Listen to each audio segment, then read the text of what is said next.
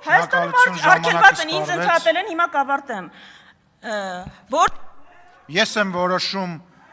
իմ հետ տենց խոսալ, տիկին Վարդանյան, չի կարելի։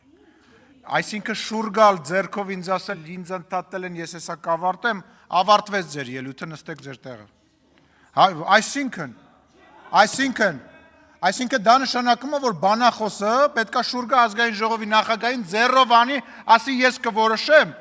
ուրեմն ես եմ ստեղ որոշելու, ազատեք ամբյոնը։ Հովիկ Աղազարյան, համեցեք։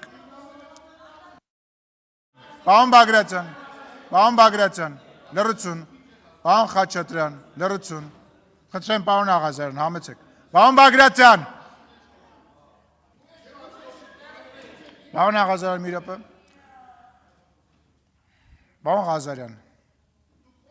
պարոն Ղազարյան, պետք չի ինձ պաշտպանել պարոն Բագրատյանից, պարոն Ղազարյան, դուք էլ լռեք, կլռեք, երբ որ ասում եմ լռեք, ուրեմն պետքա լռեք, սա ազգային ժողովի նիստերի դահլիճն է, ձեր հայաթը չի, դու խելոք մնա, էդ ինչ խոսալու ձև է, մի հատ հլը վերջացրեք է սկանդալներ սարքելը, պարոն Ղազարյան, մի հատ լռեք դուք,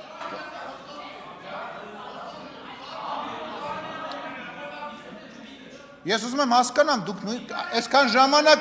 մի հատ ելույթ չեք ունեցել, ուրեմն ձեր խմբակցությունը կարգի հրավիրեք, պարոն Ղազարյանը իրան իրավունք է վերապահում,